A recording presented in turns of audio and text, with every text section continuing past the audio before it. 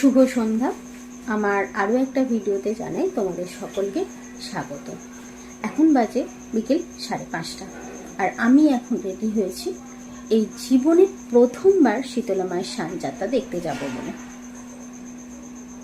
তো শালকিয়াতে বড় মায়ের সানযাত্রা দেখার সৌভাগ্য আমার এখনো হয়ে ওঠেনি, তাই আমি শালকিয়াতে যাচ্ছি না, আমি যাচ্ছি দাসনগরে। তো ওখানে শালকিয়া শীতলা মা বেরিয়ে যাবার পর অনেক ঠাকুর ওখান থেকে পাস হয়, তো সেটাই আজকে দেখব, সাথে তোমাদের সাথে শেয়ার করে নেব।